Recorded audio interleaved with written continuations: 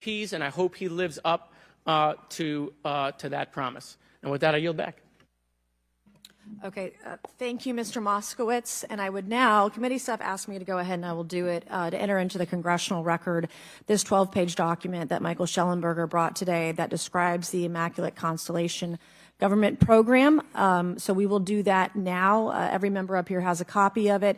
The first section talks about the unacknowledged special access program called Immaculate Constellation, and the second section about USG imagery intelligence. And Representative Luna just told me if I say Immaculate Constellation, I'll be on some list, maybe a FISA warrant. So come at me, bro, I guess. But without objection, entered in the record. All right, so next we will introduce our witnesses for today's hearing. Thank you so much for being here. Our first witness is retired Rear Admiral Tim Gallaudet, who retired from the U.S. Navy and is now the Chief Executive Officer at Ocean STL Consulting. Our second witness is Mr. Lou Elizondo, a former Department of Defense official and author of a recent bestseller book about UAPs. Our third witness is Mr. Michael Shellenberger, founder of the newsletter Public and author of a recent journalistic piece about special access programs, including one widely identified as Immaculate Constellation. I swear the staff wants me on a list. Okay. And our last witness today is Mr. Michael Gold, a former NASA official who is also a member of the NASA UAP Independent Study Team. Welcome, everyone. We are pleased to have you today. Pursuant to Committee Rule 9G, the witnesses will please stand and raise your right hands. This is where it gets real. Do you solemnly swear to affirm that the testimony that you are about to give is the truth, the whole truth, and nothing but the truth, so help you God? Let the record show that the witnesses all answered in the affirmative. We appreciate all of you being here today and look forward to your testimony. Let me remind the witnesses that we have read your written statements and they will appear in full in the hearing record. You guys may be seated. Please limit your oral statements to 5 minutes. As a reminder, please press the button in front of you so the microphone is turned on so that everyone in the room, members included, can hear you. When you begin to speak, the light in front of you will turn green. After 4 minutes, the light will turn yellow. When the red light comes on, your 5 minutes has expired, and we would ask that you please wrap it up. So I will first recognize Rear Admiral Gallaudet to please begin your opening remarks. Thank you, Chairwoman Mace, Chairman Grothman, Ranking Members Connolly and Garcia, and members of the committee. Thank you for this opportunity to testify today regarding unidentified anomalous phenomena, or UAP. Confirmation that UAPs are real came to me in January of 2015 when I was serving as the commander of the Navy Meteorology and Oceanography Command. At the time, my personnel were participating in a pre-deployment naval exercise off the U.S. East Coast. It included the USS Theodore Roosevelt Carrier Strike Group, and this exercise was overseen by the United States Fleet Forces Command, led by a 4-star admiral who at the time was also my superior officer. During this exercise, I received an email on the Navy's secure network from the operations officer of U.S. Fleet Forces Command. The email was addressed to all the subordinate commanders, and the subject line read in all capital letters, "Urgent Safety of Flight Issue." The text of the email was brief but alarming, with words to the effect, "If any of you know what these are, tell me ASAP. We are having multiple near mid-air collisions, and if we do not resolve this soon, we are going to have to shut down the exercise." Attached to the email is what is now known as the Go Fast video, captured on the forward-looking infrared sensor of one of the Navy F-A-18 aircraft participating in the exercise. The now declassified video showed an unidentified object exhibiting flight and structural characteristics unlike anything in our arsenal. The implication of the email was clear. The author was asking whether any of the recipients were aware of classified technology demonstrations that could explain these objects. Because the DoD policy is to rigorously deconflict such demonstrations with live exercises, I was confident this was not the case. The very next day, that email disappeared from my account and those of the other recipients without explanation. Moreover, the commander of Fleet Forces Command and the operations officer never discussed the subject.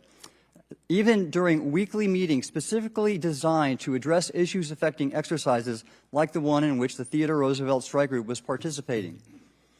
This lack of follow-up was very concerning to me. As the Navy's chief meteorologist at the time, I was responsible for reducing safety of flight risks. Yet it appeared to me that no one at the flag officer level was addressing the safety risk posed by UAPs. Instead, pilots were left to mitigate these threats on their own without guidance or support. I concluded that the UAP information must have been classified within a special access program managed by an intelligence agency. That is a compartmented program that even senior officials, including myself, were not read into. Last year's UAP hearing before this Oversight Committee confirmed that UAP-related information is being withheld from senior officials and members of Congress.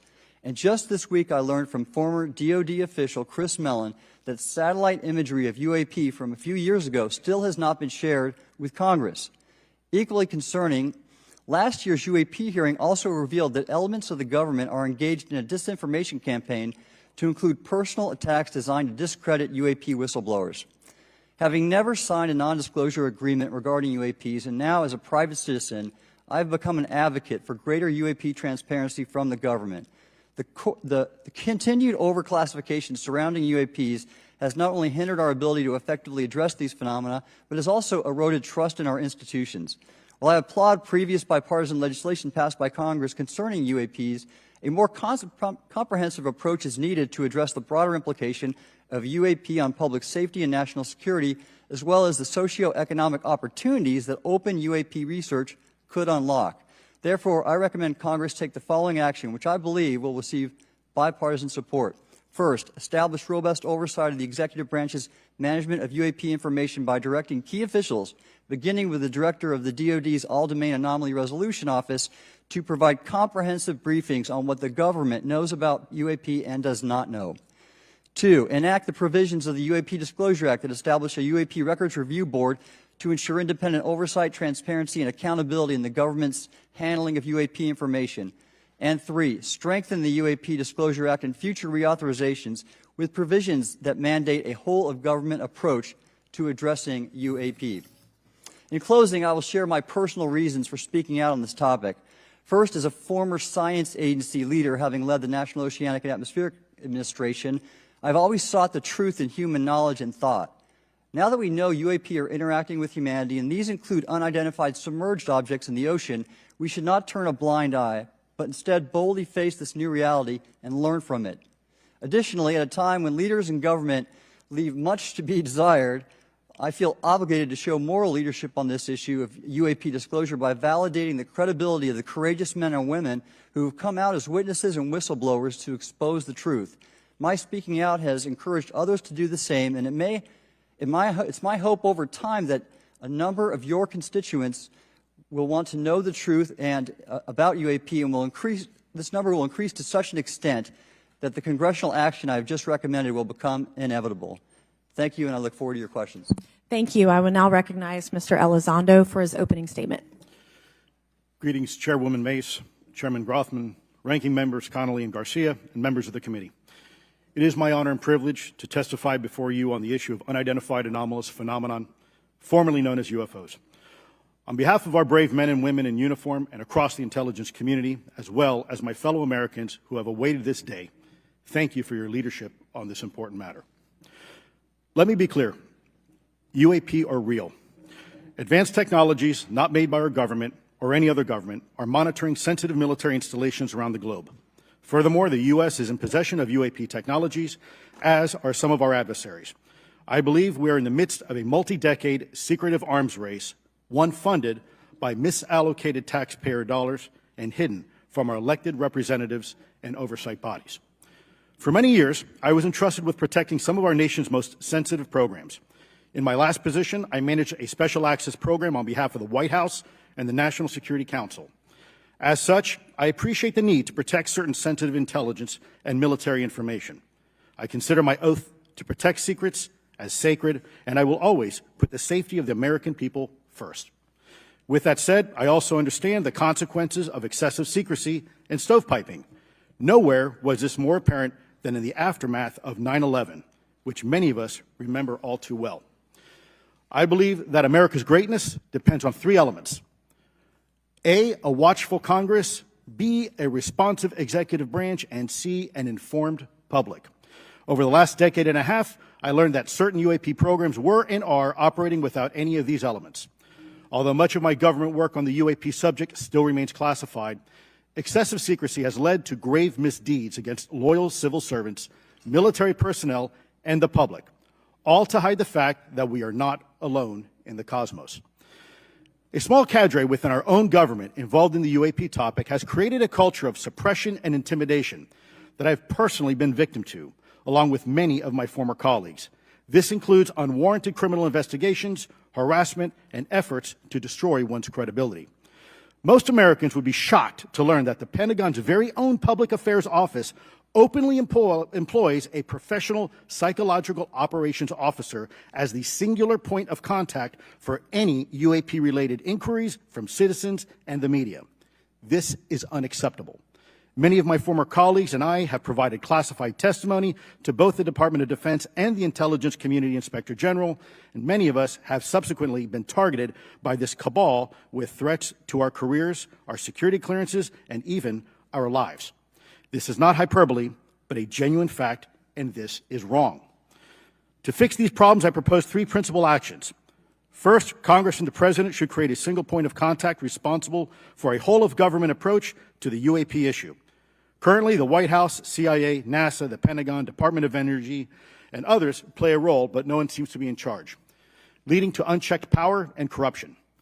Second, we need a national UAP strategy that will promote transparency and help restore the American public's trust at a time when the public's trust is at an all-time low. This strategy should include a whole-of-government approach, including the academic and scientific communities, the private sector, and our international partners and allies.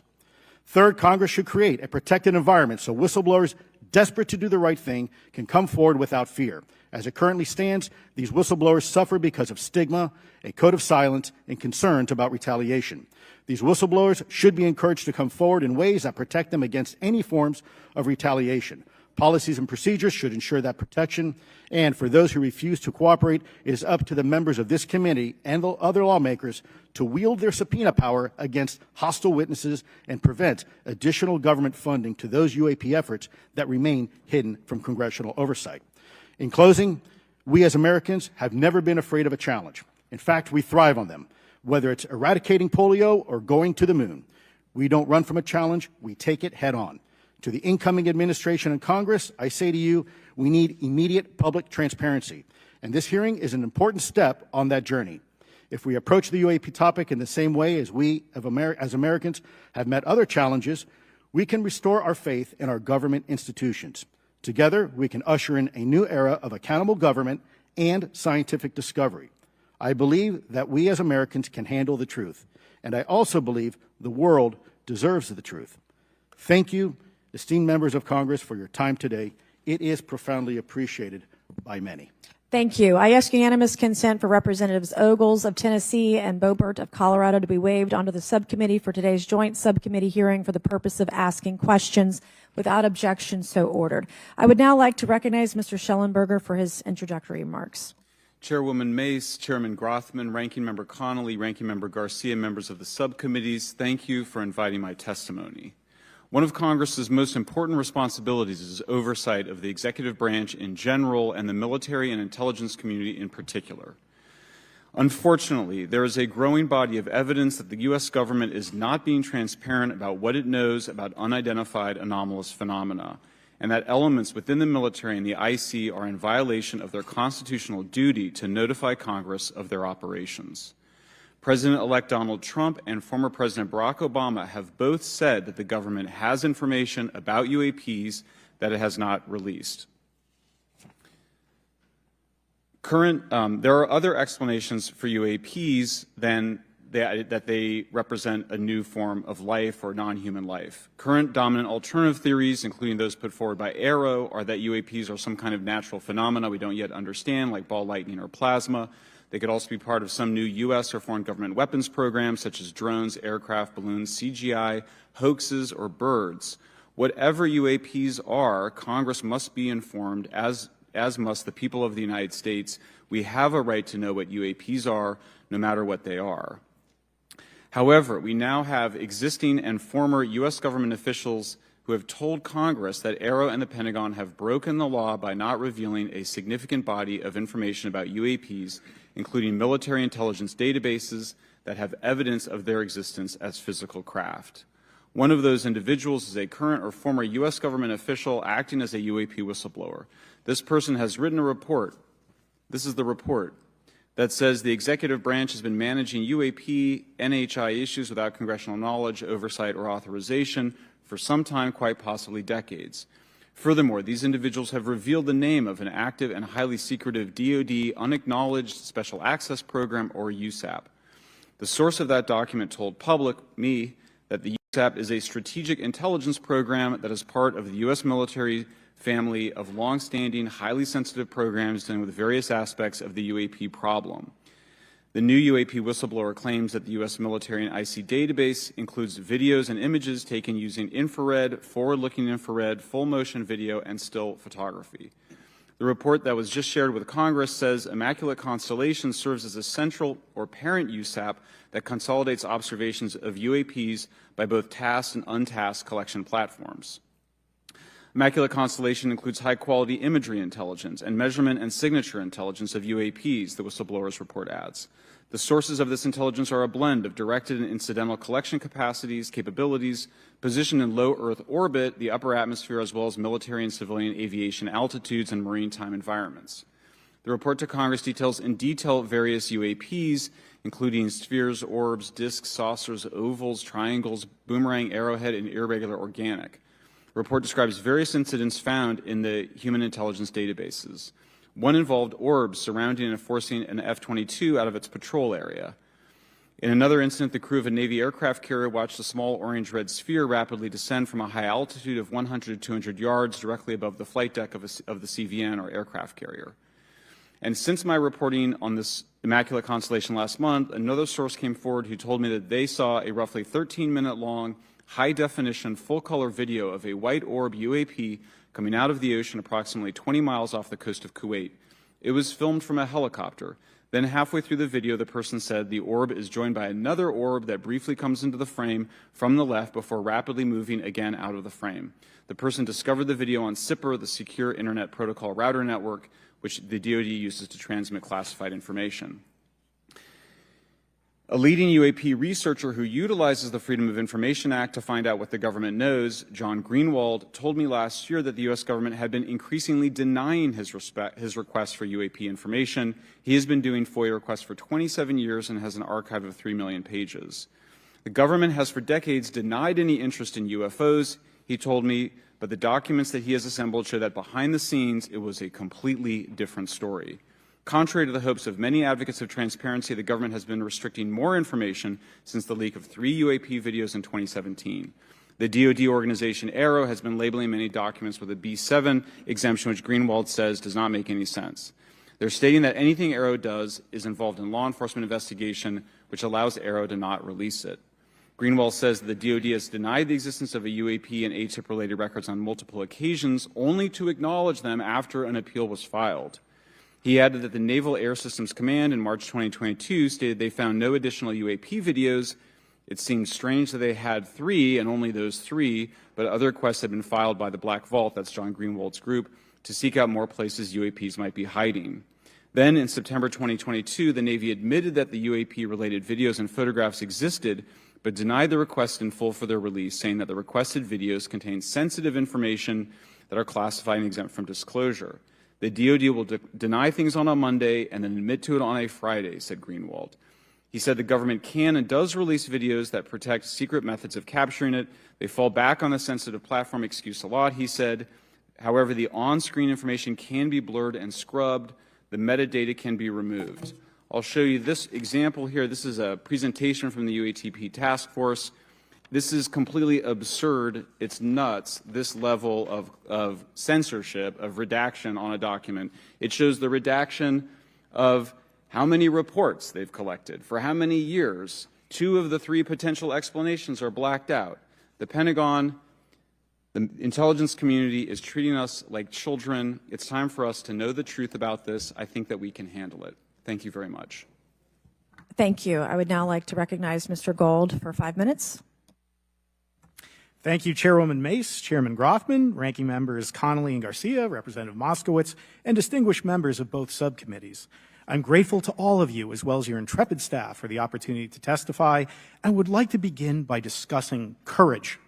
Courage is what it takes to tackle this topic, and courage in the face of adversity is what I see in front of me, beside me, and behind me. Per my introduction, I am currently the Chief Growth Officer at Redwire Space and have had several leadership positions at NASA. That being said, I want to be clear that I am speaking exclusively on my own behalf and not for Redwire, NASA, or any other organization. However, I am here today to speak out for science. Science requires data, which should be collected without bias or prejudice. Yet, whenever the topic of UAP arises, those who wish to explore the phenomena are often confronted with resistance and ridicule. For example, members of the NASA UAP independent study team, particularly those in academia, were mocked and even threatened for simply having the temerity to engage in the study of UAP. Our best tool for unlocking the mystery of UAP is science, but we cannot conduct a proper inquiry if the stigma is so overwhelming that just daring to be part of a NASA research team elicits such a vitriolic response. Therefore, one of the most important actions that can be taken relative to exposing the truth of UAP is to combat the stigma, and this is where I believe that NASA can be eminently helpful. The NASA brand is synonymous with hope, optimism, and credibility. If you were to take a walk down the National Mall, you would immediately see the NASA logo on T-shirts, hats, and bumper stickers. Few federal agencies enjoy this kind of popularity. I've never seen anyone wearing an Office of Personnel Management T-shirt, which is why NASA could play such an influential role. Specifically, NASA could, with relatively little cost and effort, host symposia on UAP, or even just participate in existing panels examining the topic. NASA personnel stepping forward and participating in such discussions would make a powerful statement to the scientific community that UAP should be taken seriously and researched accordingly. In regard to research, NASA has vast archives, much of which may contain important UAP data.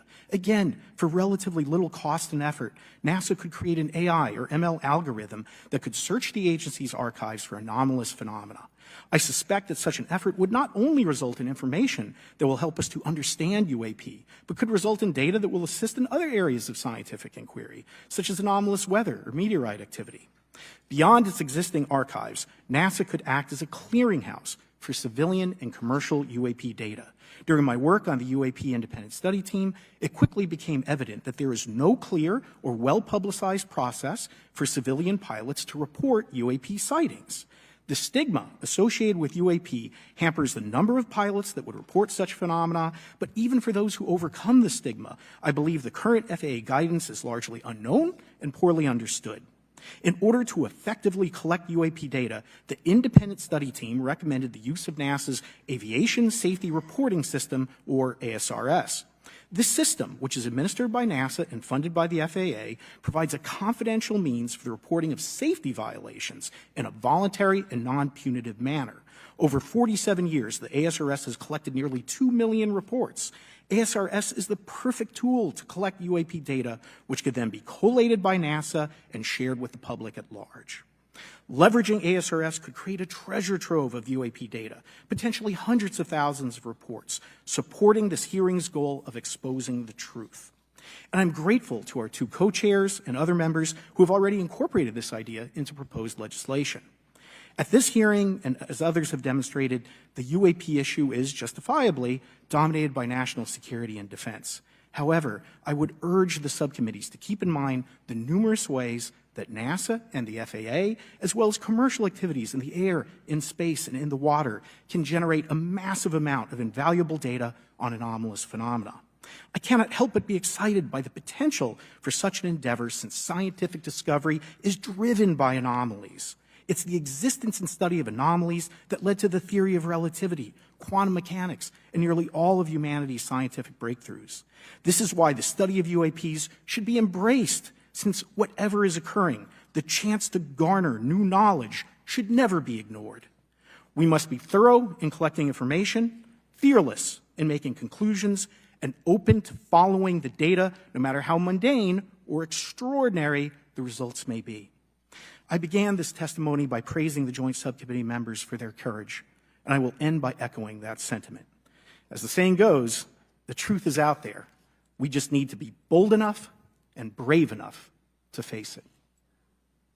Thank you. Thank you. Thank you all. I will now recognize myself for 5 minutes of questioning. I have a lot of questions and I have a lot of witnesses. So I would just ask if it's yes or no to please just tell me yes or no.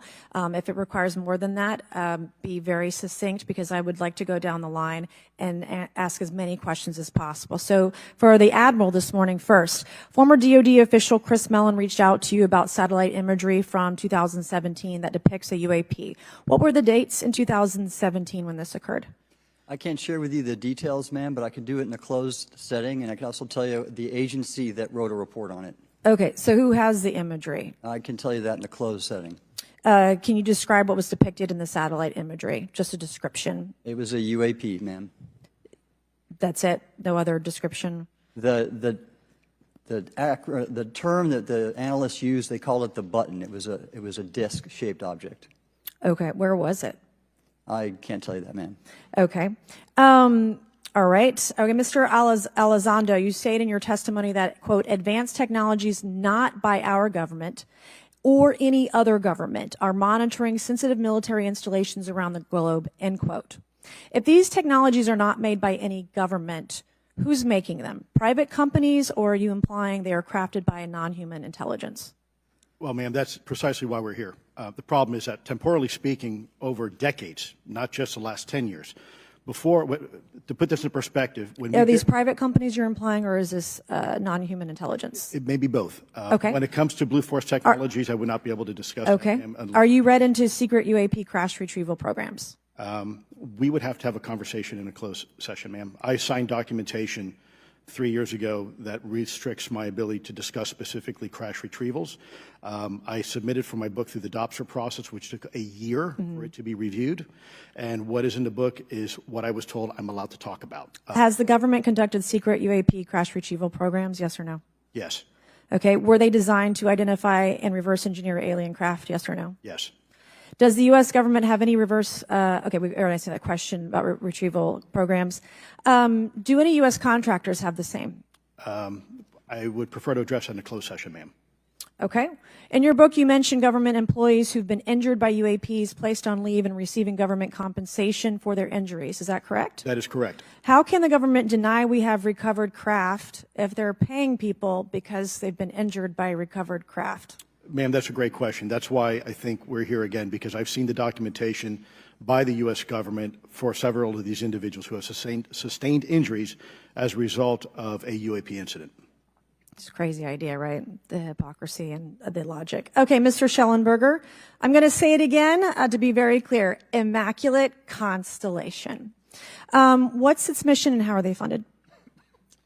Its mission is to, as I stated, its mission is to, it's an unacknowledged special access program. Its mission is to document UAPs. Okay, and do you, for your story and your report, do you have more than one credible source? I do. Sourcing, okay. I do. And then why do you believe your sources to be credible? How do you judge the veracity of the documentation you've been provided about this program? I checked the sources, and they are who they say they are. They are current or former government officials. Mm-hmm. I wanted to also add that I did not specify that they were Defense Department employees. I didn't specify the agency nor the gender. Would they have included non-government employees, people that aren't employed by the government? These are, I'm comfortable saying that these are government or previously government employees. Any of them currently employed by a private contractor or private contractors? I'd rather not say. Okay. What's the key takeaway, just a few seconds, about the Immaculate Constellation document you provided us today? I think that what the American people need to know is that the U.S. military and intelligence community are sitting on a huge amount of visual and other information, still photos, video photos, other sensor information, and they have for a very long time. And it's not those fuzzy photos and videos that we've been given. There's very clear high images, high resolution. How many visuals, graphics, videos, photos? I mean, I've been told hundreds, maybe thousands. I mean, I also wanted to say, because there was some conversation around concern around the revealing of these materials, revealing the source collections, but some of these are shot from helicopters using normal videos of oceans. I just think that's absurd that somehow you're going to be revealing some secret U.S. technology by revealing that you've photographed orbs off the coast of Kuwait. Okay, thank you. I have 8 seconds. Mr. Gold, did the NASA independent study team get briefed on what you call OSAP? Very quickly. I flagged the Advanced Aerospace Weapons System Classification Program to our chair and our DFO. We did not get briefed, but I believe it is definitely worth looking into. That was probably the largest UAP review effort ever, and I think produced a lot of interest data, including revealing Nimitz. I don't know if my fellow witness Lou might want to. He did yeoman's work on it. Might want to comment. Okay.